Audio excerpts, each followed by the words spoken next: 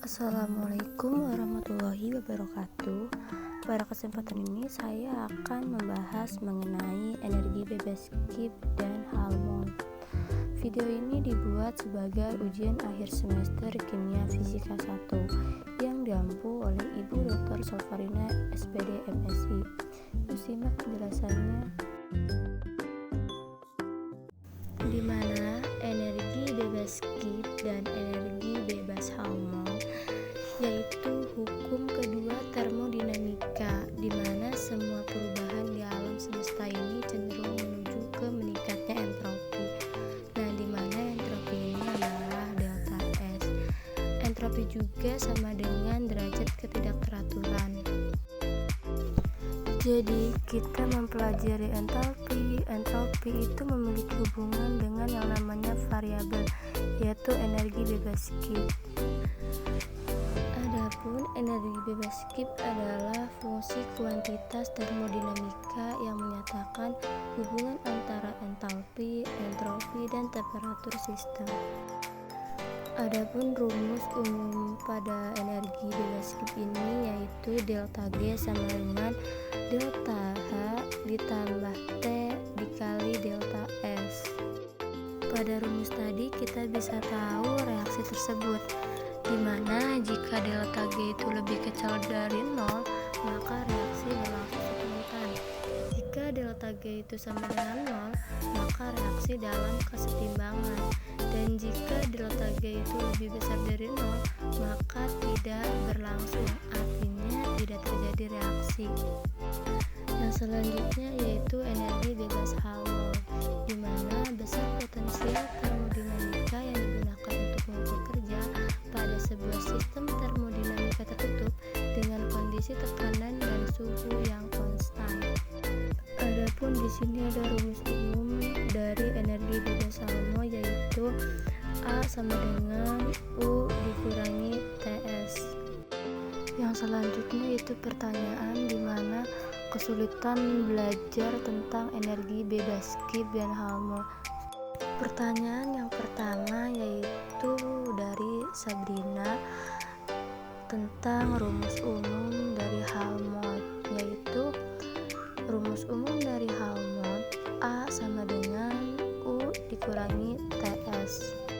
Yang selanjutnya itu pertanyaan dari Hera, turunan rumus tentang hubungan energi bebas Gibbs dan Helmont. Untuk Helmont saya lambangkan dengan A, di mana A sama dengan energi Helmont. Rumus turunan rumus yaitu DU sama dengan dQ ditambah dW. Yang selanjutnya dQ sama dengan DU dikurangi dW, maka didapatkan hasil DS itu lebih besar dari dQ per T. Dijabarkan lebih luasnya yaitu TDS itu lebih besar dari dQ. TDS lebih besar dari DU dikurangi dW.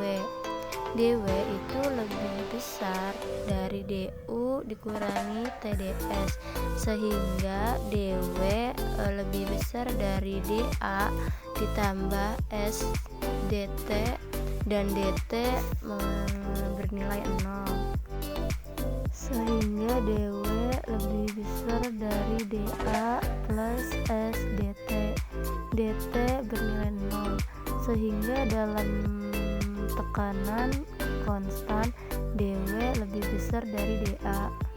Delta A itu lebih kecil dari delta W, di mana jika delta A lebih kecil dari delta W, maka kerja maksimal sistem dapat melakukan kerja pada lingkungan, sehingga delta W sama dengan kerja diselesaikan oleh sistem.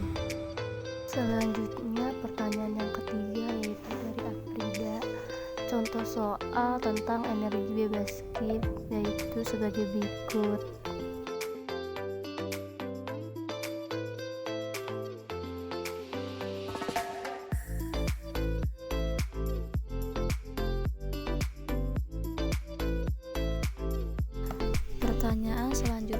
yaitu dari Lely tentang fungsi persamaan fundamental termodinamika, di mana fungsi persamaan fundamental termodinamika merupakan kombinasi dari hukum pertama dan kedua termodinamika, di mana dengan menggunakan definisi fungsi komposit. Rumus turunan dari fungsi persamaan fundamental termodinamika yaitu A sama dengan U plus PV, A sama dengan U dikurangi TS, G sama dengan U ditambah PV dikurangi TS.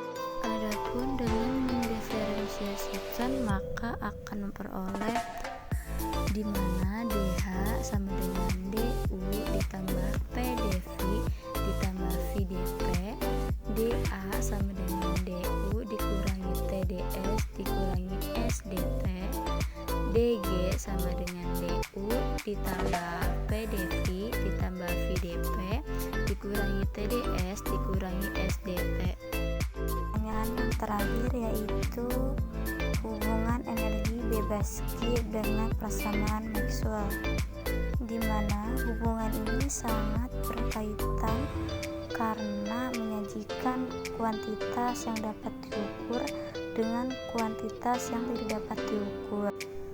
Adapun persamaan Maxwell dengan energi bebas Gibbs yaitu dilihat dari persamaan rumus umum TdS sama dengan DU ditambah PdV.